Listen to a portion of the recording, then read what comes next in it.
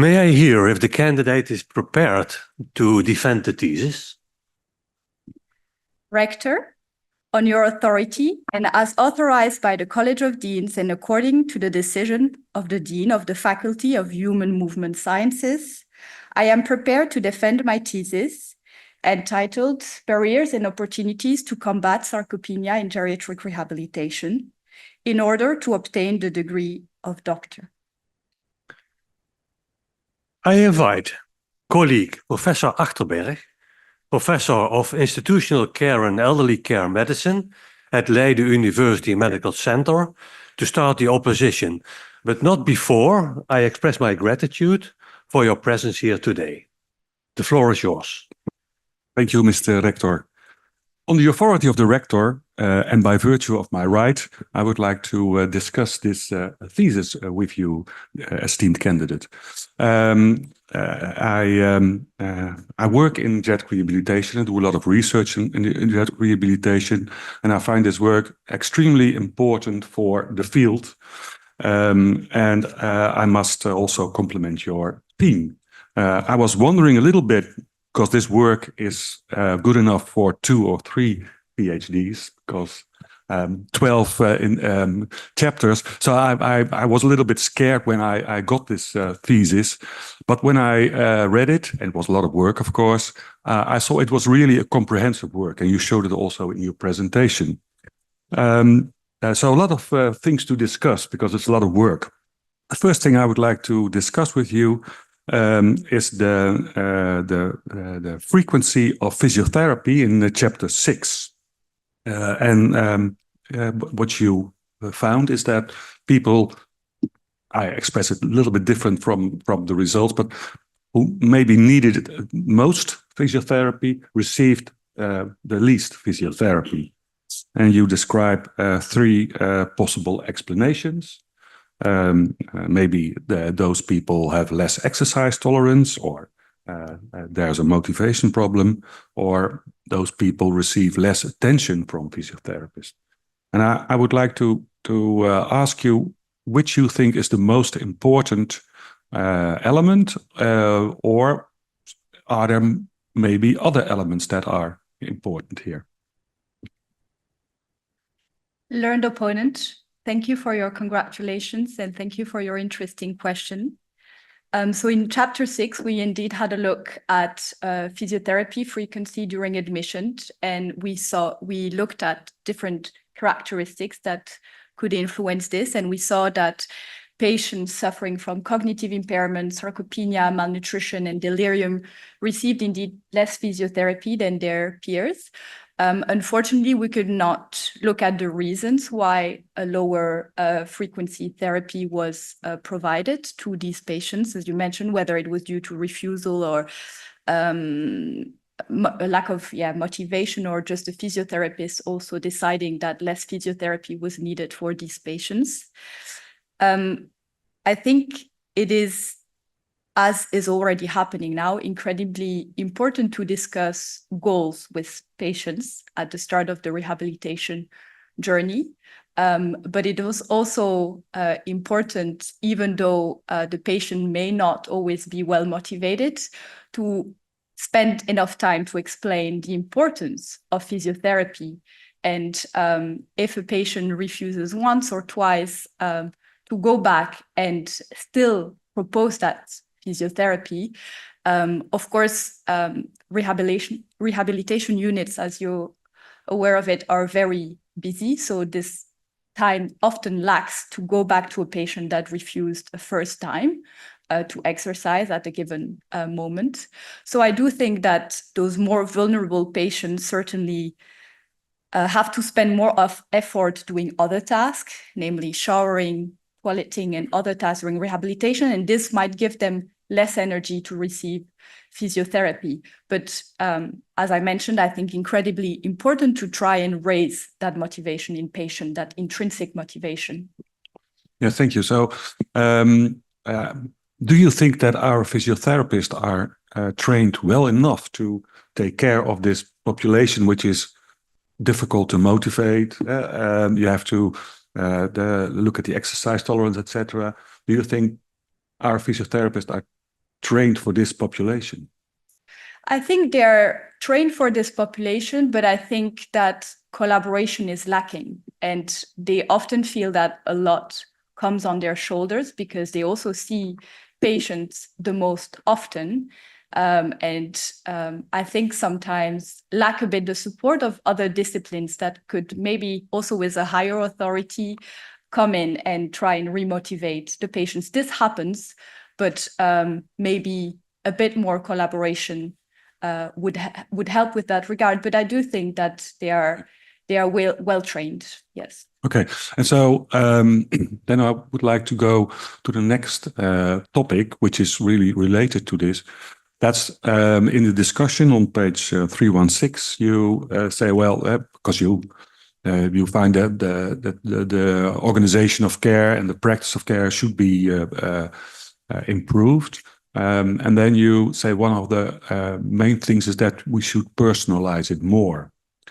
And but in your previous answer, you said, well, we work with goals, with personalized goals. And so what is your personalization other than setting goals?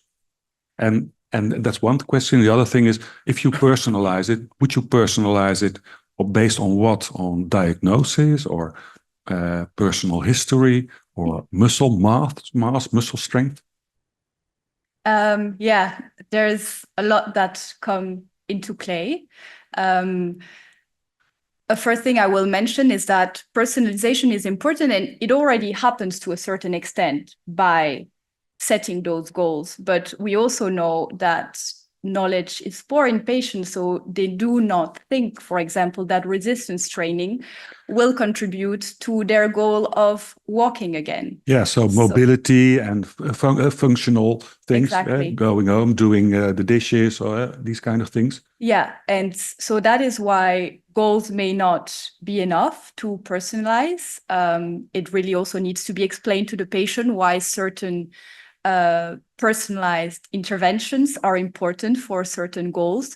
But a comprehensive geriatric assessment is key to improve that personalization, namely making sure that nutritional status is assessed, of course, muscle strength and muscle mass, but not only, because as we've seen, most patients suffer from at least 5 geriatric syndromes. So a patient suffering from malnutrition, but also cognitive impairment, may need the same type of nutrition intervention, but the personalization will lay into the type maybe of supplement or how it is explained also to the patient.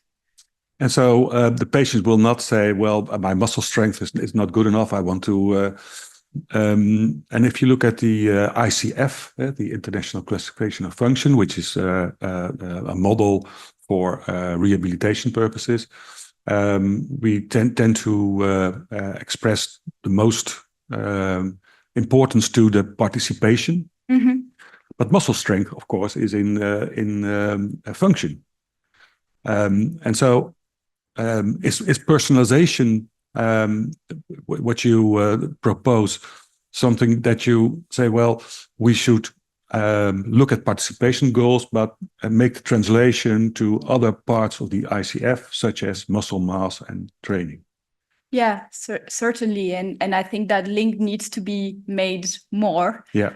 Because hopefully if that link is made more also in the healthcare settings, by also having those measures implemented earlier, it will also become clearer for the general population and hence hopefully increase adherence also to these interventions. But yeah. Of course, participation in this setting also remains crucial. Yeah. So I see also in practice that our physiotherapists are so trained for functional goals and for participation goals that it's really hard to implement. I think I see the rector. I think my time is up. Thank you. I want to thank you for your answers. I give the word back to the rector. Thank you very much for your questions. Then we move to the second opponent. And the second opponent is available online. Let's see if we can make the switch. Thank you very much. The second opponent is Dr. Luliano. She is a senior research fellow at the University of Melbourne, and she focuses on research on benefits of improved nutrition and on falls and fracture risk. Dr. Juliano, thank you for your virtual presence here today, and the floor is yours. Thank you. On authority of the rector and virtue of my right, I will address the candidate. Dear candidate, well done on a very extensive and comprehensive thesis. Across the thesis and across the chapters, there are a number of commonalities, and one is the methods used. So, for example, various tools were used in different populations, such as measuring cognition and also measuring nutrition. GLIM was used, MUST, and M&A. So the question I have is there good agreement between these tools? And the second question, which would you suggest be used and why? Learned opponent, thank you for your congratulations and your question. Yeah, this is a very important thing, I think, that we need to solve, because we have seen that those different tools bring different prevalences, both for malnutrition and sarcopenia. So, for example, using the M&A screening tool versus using the GLIM malnutrition diagnosis. GLIM usually provides a higher prevalence of malnutrition, as the second sarcopenia, European sarcopenia definition, brings a lower prevalence compared to the first sarcopenia definition. So I think if we also want to compare prevalences and research with each other, we need to agree on the definitions to be used. I understand that in practice, screening is handy to not have to, for example, use the whole GLIM criteria in order to diagnose malnutrition. But ultimately, once muscle mass is implemented in clinical practice, I would really encourage to use the GLIM definition as it really both looks at the weight loss and appetite and muscle mass and inflammation. It's really offering a broad view on the different factors that may influence nutritional status in patients. Yeah. That would have been good to state in the thesis, because if that's your stance and it's your rationale is good, that would have been good. Across all the theses, many measures were done, but also many people were performing those measures. So the questions I have is, who were the key people responsible for the measures, and how can you minimize variability between different operators?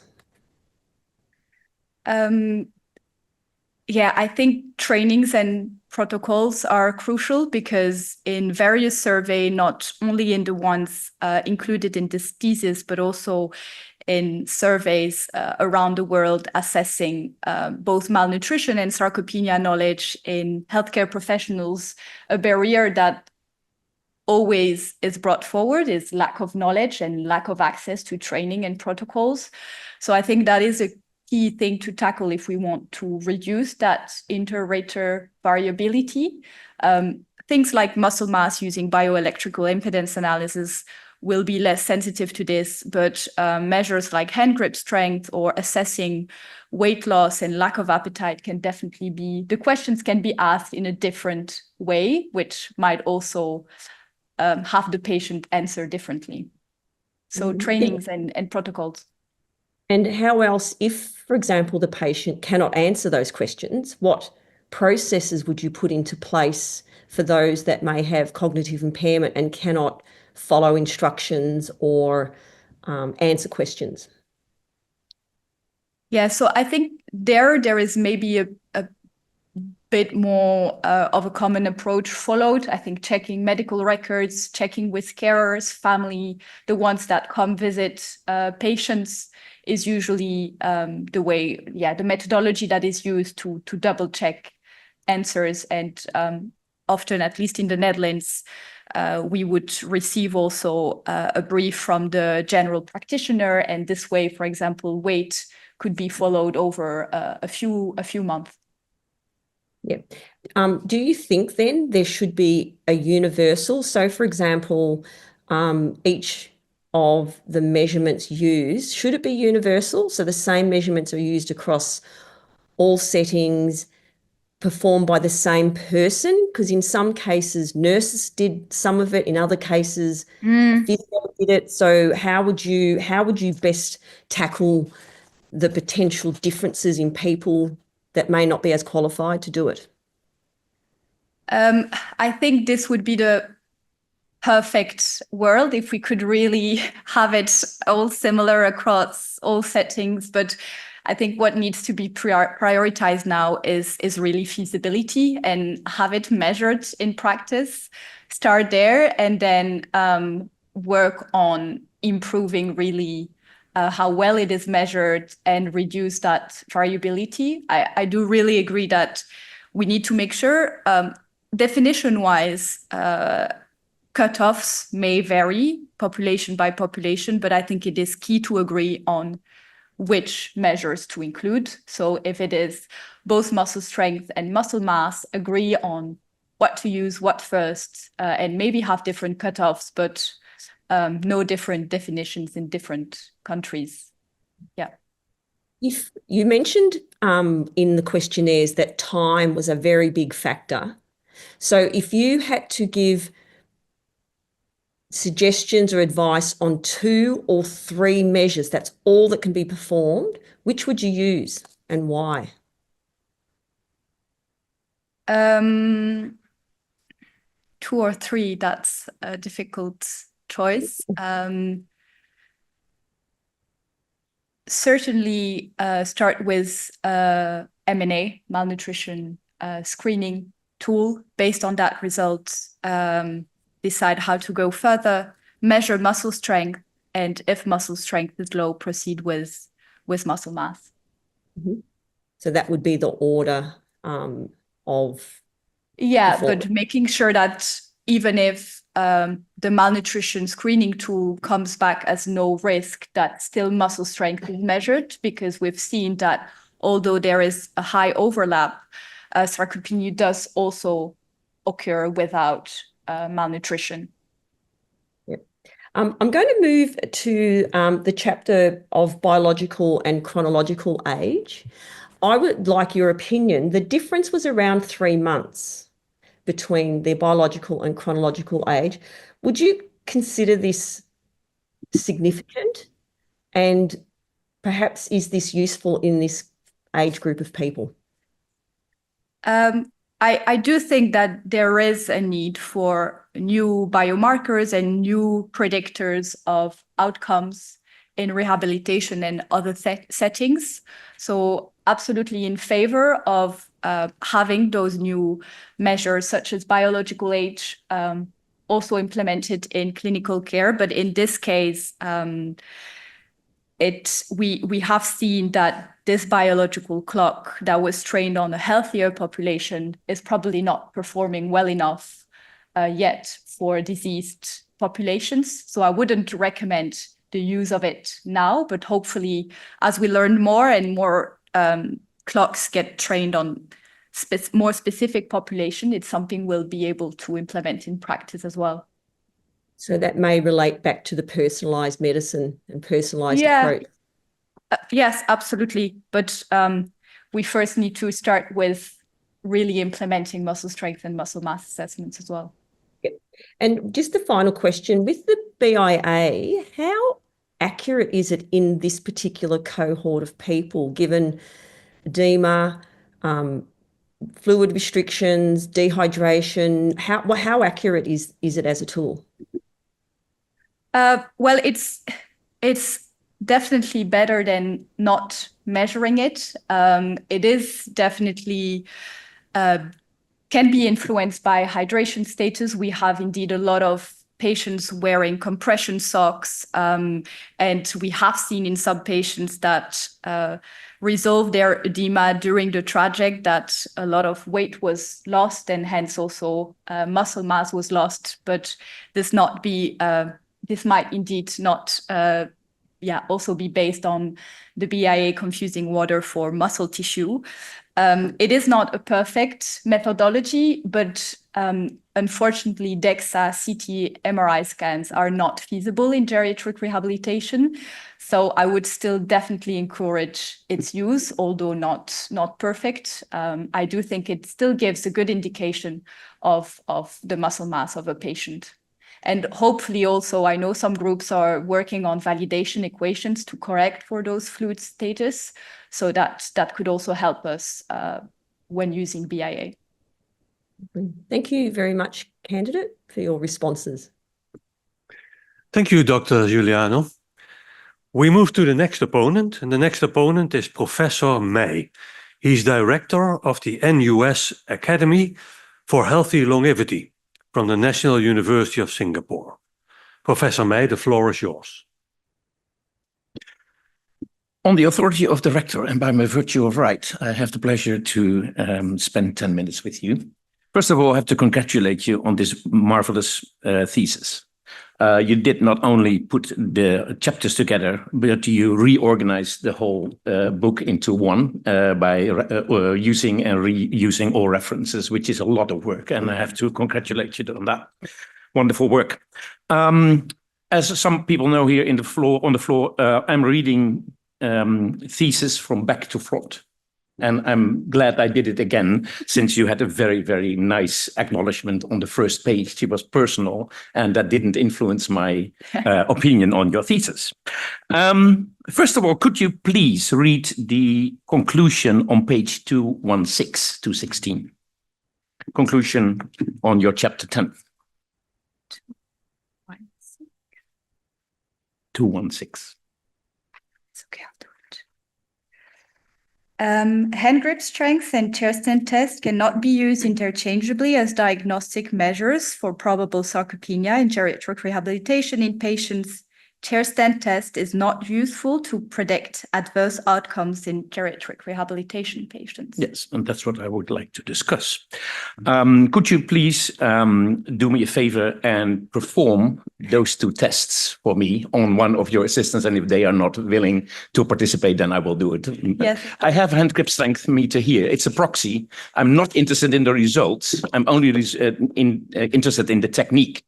So it's a proxy, but it's just how do you do it as a researcher? How do you do and perform these two tests on a patient?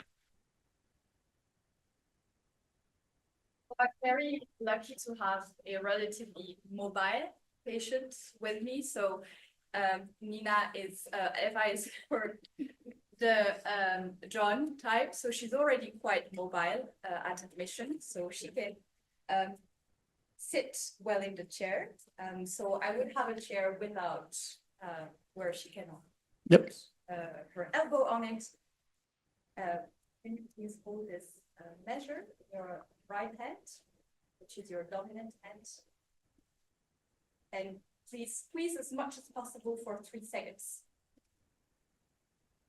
Thank you. And then I would read the measure. I would perform this 3 times on the right hand and on the left hand. Now let's perform the chair stand test. For this, please have your arms and please have your back, yes, against. And now please try to stand without the use of your hands. Good, please sit down. Now that I've seen that it can be performed safely, I would ask to repeat it 5 times and measure. Thank you so much. It's clear.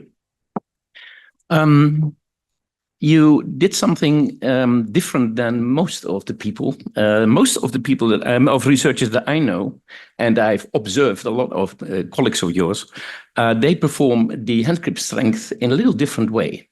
They really shout at the patient, said, push, push, push as much as you can, push, push, push.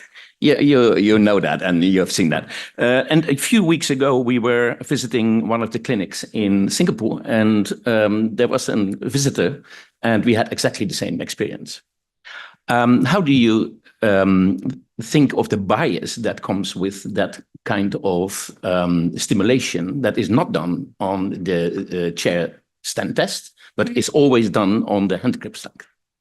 I think learned opponent, thank you for your question. And I think you have raised an important point. Of course, you can try to train assessors and make sure that on a particular study it's done well in both the control and the intervention group. But hand grip strength in itself, for example, a patient that is encouraged and is doing well may perform better, but a patient that is encouraged and is cognitively impaired and depressed, it might not have much impact on that patient. So I think there is indeed a lot of room for differences.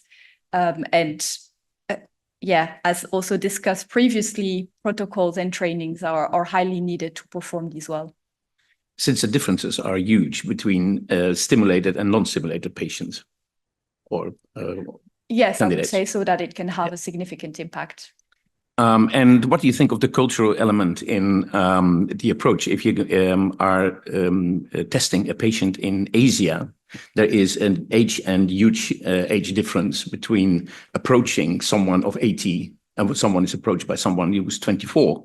Then the shouting will be different and will be less than if you do it in Europe, where everybody shouts to each other every day. So how do you then conclude, since this is an Asian population, or no, it's an Australian population, how then do you conclude that this is a feasible and usable technique to observe sarcopenia and this chair stand is not? It's not the only study that has been performed comparing the hand grip strength and the chair stand test. Other studies were in community dwelling, older adults. So there, they did not conclude that there was different feasibility. They just observed different prevalence of sarcopenia using one or the other measure. But I do agree that this research would certainly need to be replicated in other countries. Okay. But I can imagine that I would imagine that in geriatric rehabilitation specifically, irrespective of which country, after breaking a hip, it is very difficult to raise from a chair without hands 5 times. Yeah, I understand that. Then would like to go to your present work. You're working now at an institution and a company that provides biomedical observations and tests. Do they provide a hand grip strength test? Well, we are looking to integrate this kind of tests absolutely into the platform and the algorithm. We do think that incorporating those functional measures is key besides measuring blood microbiota and genetic factors, absolutely. Although we just discussed that it's quite inconsistent given the fact there's so much bias by the research itself. Yes, but studies have shown it is a good predictor of mortality and adverse outcomes. So as for the BIA, although not perfect, it still needs to be used in practice. Can you advise me on what is the best way to perform the hand grip strength then? By complete silence in a written instruction? Or is it still by shouting and yelling and trying to push people to the end? I think we would need a consortium and to agree on these. I'm sure maybe some researchers will say maybe shouting is appropriate, some kind of encouragement, certainly. But the thing with encouraging is that on a day when I'm in a better mood, maybe I'll encourage more. So maybe it is better to not encourage and keep it more. So I would not include encouragement in my protocol. But we need a new international standard for it. Yeah, but let's just start implementing it. Okay, that comes to my last question. I don't know whether there's time or not, but my last question is about the definition of sarcopenia. We just discussed in advance of this meeting that since 2008 we're discussing it, and we're now finalizing the discussion on the definition. What is your opinion about what's the best way to go forward for implementation of this new standard? Yeah, so the GLIS consortium just published a first paper, the results of the Delphi study, and there was consensus that both muscle strength and muscle mass measures would stay in the definition, and physical performance that is now used to assess severity would be more used as an outcome and not be part of the definition as such. But again, they have brought some new possible measures, namely muscle-specific strength, that would be looking at muscle strength and in relation to muscle size. But that consensus was just reached for that measure. So let's see if it's included in the final definition. If it was up to me, I would stick with muscle strength and muscle mass assessment and focus on feasibility. And then once more implemented in practice, because we do not have that data yet, we can then reassess whether it is a good definition. But focusing on muscle strength and muscle mass would be my advice. Thanks so much. I give my word back to the rector. Thank you very much for your questions. The next opponent is Dr. Luiking. She is the head of Medical Affairs and Nutritional Science Frailty of Nutritia Research. The floor is yours. Thank you. On the authority of the rector and by virtue of my rights, I'm pleased to continue the opposition. Dear candidates, first of all, congratulations to you and your team on this impressive and very strong thesis. The work done combines the understanding of the patients with geriatric syndromes, awareness of sarcopenia among patients, but also healthcare professionals, the diagnosis and interventions, as you also explained by yourself. And I think this provides a very complete 360 overview on this field. So what I would like to discuss with you is the implementation in clinical practice. And I would like to move to chapter 8, where you have studied the patient motivation. And in your discussion, you conclude that the intrinsic patient motivation to rehab interventions is crucial and needs further attention. And I would like to discuss with you, how would you like to make that happen? Learned opponent, thank you for your kind words and your question. It's intrinsic motivation needs to be improved in that setting in particular by encouragement both from the care teams and hopefully the carers, if any, but really by explaining also why interventions are important, what effects can be expected, really raising the will of the patients to follow these interventions. But also it needs to start much earlier by having the general population aware of the importance of muscle health and also of sarcopenia. Most 80% is aware of what osteoporosis is, and people do take interventions if they are diagnosed with osteoporosis. So I do hope that if knowledge of sarcopenia improves in the general population, that this intrinsic motivation will also be improved in the setting. Okay, thank you. I do agree with you. But how would you improve this awareness? How would you make sure that the patients know more about sarcopenia? So how would you make sure that the knowledge reaches them? The difficulty in this setting, and I've seen dietitians in the center where the study was implemented, really trying with flyers to explain the importance of proteins, for example, I know there are also a lot of initiatives in hospitals explaining how much protein is in different ingredients and why that's important. But the problem is that patients receive so much information. Patient that is 85, that broke the hip, hasn't been home for 2 weeks, moving from bed to bed. Just providing knowledge is not sufficient. So it's coming on day 1, on day 2, on day 3.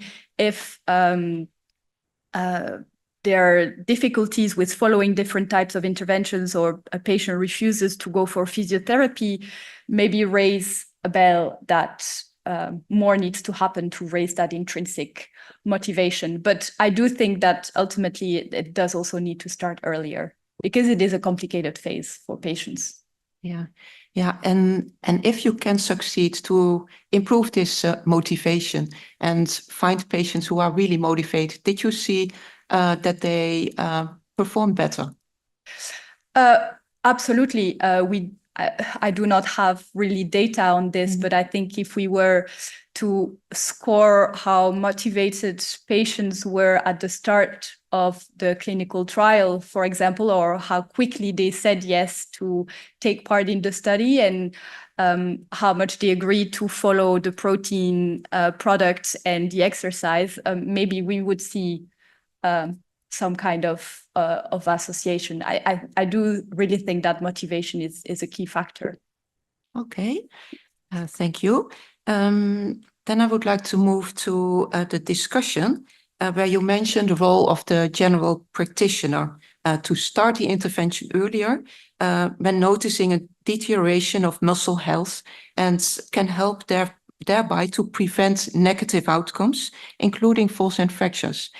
So knowing that the GP has an important role there, but has very limited time, how would you make that happen, that the GP can pick up that role and really make sure that patients are captured in an early phase? Yes, I do agree that GPs have limited time, but on the other hand, they are also the ones that see patients most often, or in contact most often with the patient. So I do think that every time they see a patient, then also most importantly by assessing muscle strength and muscle mass, I think that if patients are aware of their decline, they will also gain more motivation. Suddenly hearing in geriatric rehabilitation that they have poor, low muscle strength and muscle mass comes a bit late. If that was really to be followed and said earlier with muscle strength and muscle mass assessment, which I really think GPs have the time for, I think that would really help already. Okay, so then you would advocate that the GP in his or her practice does the hand grip strength measurements, and maybe also the chest and measurements and a bioimpedance analysis.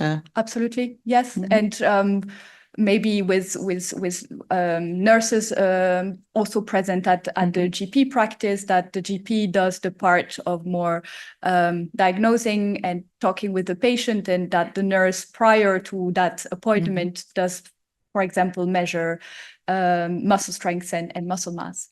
Okay, thank you. And if there's still time, I would like to move to chapter 5. In this chapter, you describe that body weight and muscle mass increase in patients who are underweight, but that body weight and muscle mass decrease in those who have a normal weight or are even overweight. And you say probably this is due to a lower nutritional intake. So if the patients who are normal at admission to the rehab, if they decline during the rehab, what should happen to those patients? And would you advise an intervention for every patient being admitted to the rehab? I think it is key in every patient, but taking feasibility in mind, let's maybe start with the patient scoring low on nutritional assessment and muscle strength assessments. It happens in practice, but indeed not having lost weight during hospital is not enough to not measure or follow muscle weight during rehabilitation admission. There can be a complication or suddenly something with the patient that has happened that decreases lack of appetite, a change of medication. So absolutely, weight needs to be regularly monitored during admission to make sure that patients who might have been well nourished at admission do stay well nourished. Yes, I fully agree. I think I give the word back to the rector. Thank you very much for your questions. Then we go to the last opponent. And the last opponent is Professor Jaspers. Professor Jaspers is Professor of Molecular and Applied Exercise Physiology of the Faculty of Behavioral and Movement Sciences. The floor is yours. On the authority of the Rector Magnificus and by virtue of my right, I also would like to ask you a couple of questions, dear candidate. But also I would like to express my respect and interest in your thesis and would like to congratulate you with this very nice, extensive work, which is really impressive. And I also would like to congratulate your supervisor. Well, after reading all these pages, it's still puzzling for me. First, I would like to ask you, what are you actually aiming for? I'm extending on the questions of Professor Achterberg and Professor Meij. Are you trying to prevent sarcopenia? Are you trying to counterbalance sarcopenia to induce an increase in strength, so even better than where patients were hospitalized, or say increase in size of muscle? Have you thought about that?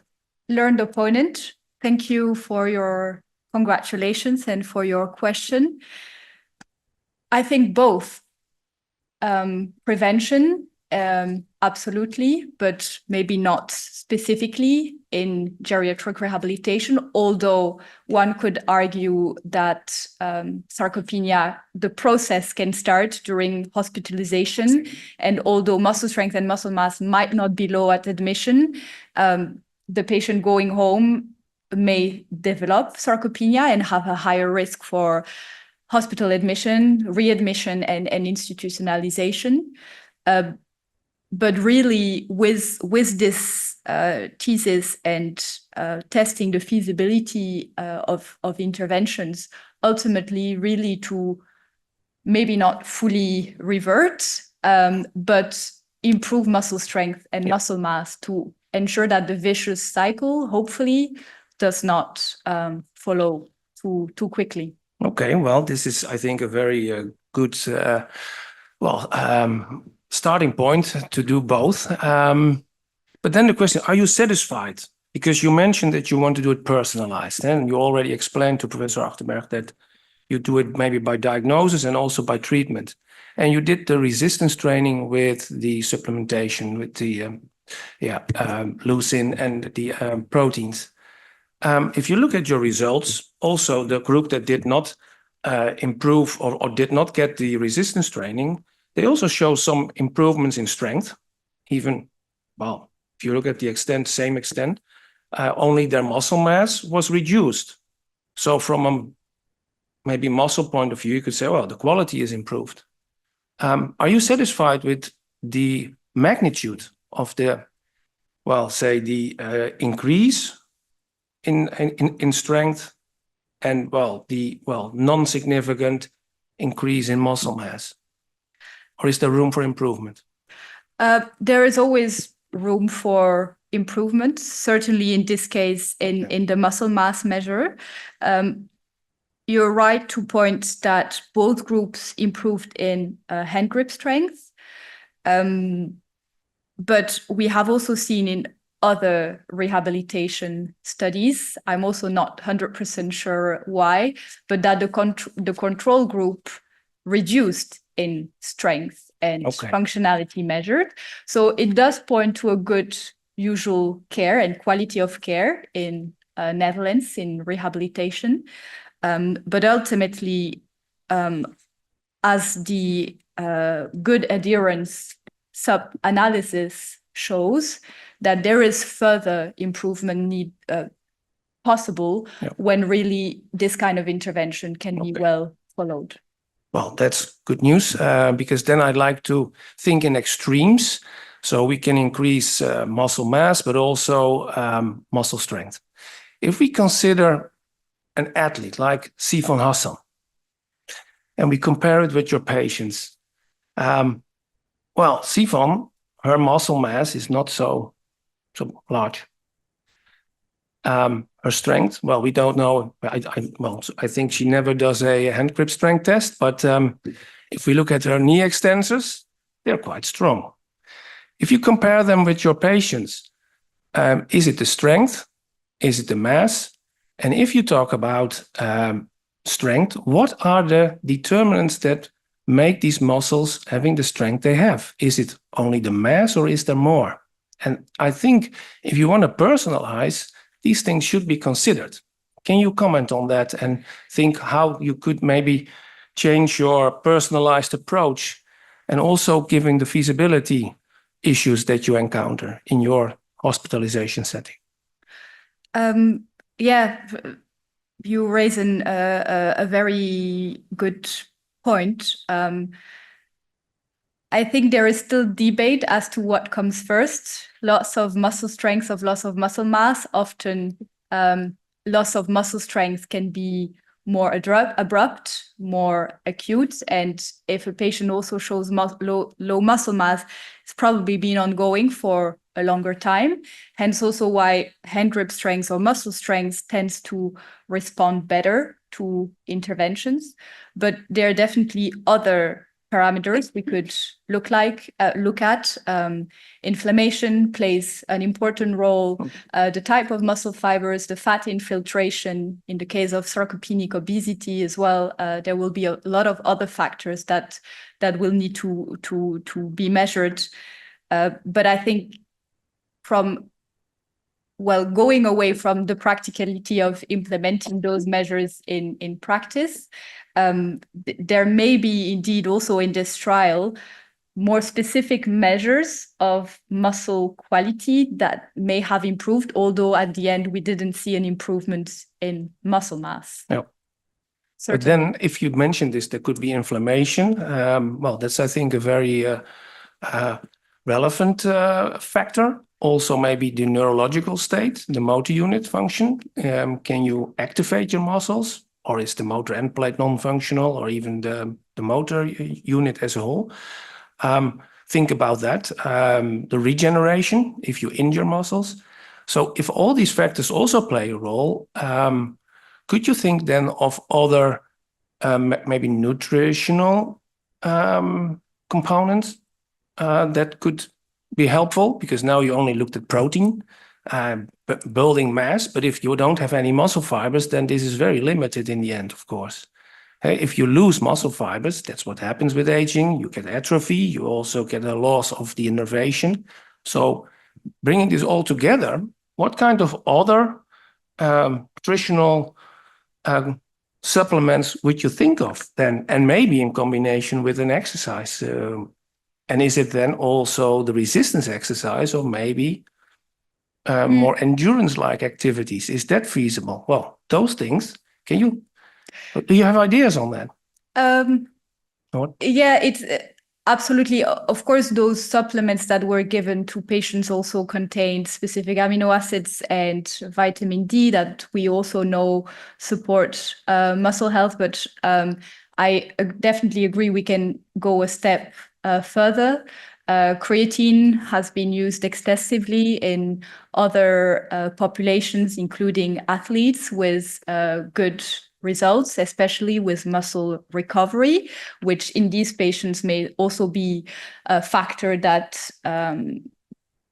contributes to the lack of improvement in muscle mass, because maybe the tension is there after the resistance training, but if the satellite cells miss to then rebuild the muscles, it can be difficult. So absolutely, I think there is room for looking at other nutritional interventions and supplements.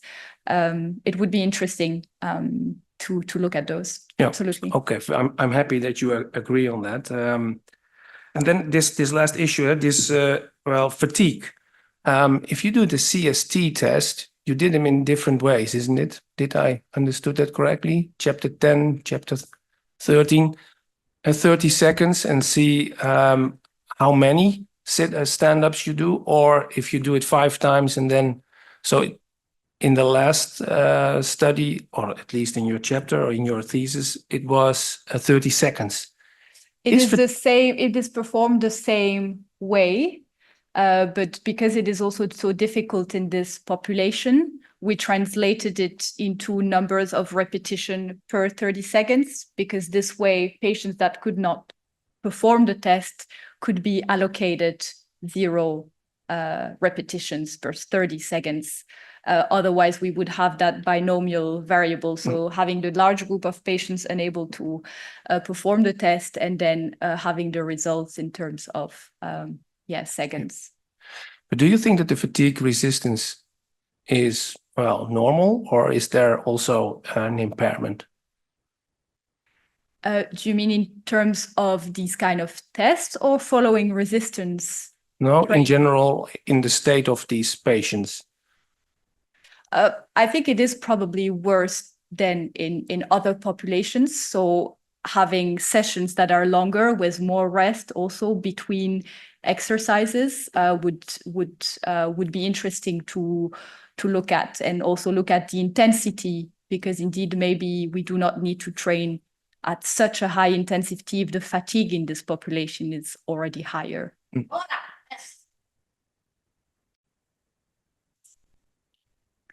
Now that my defense has ended, I sincerely thank the opponents for the attention they have devoted to my thesis.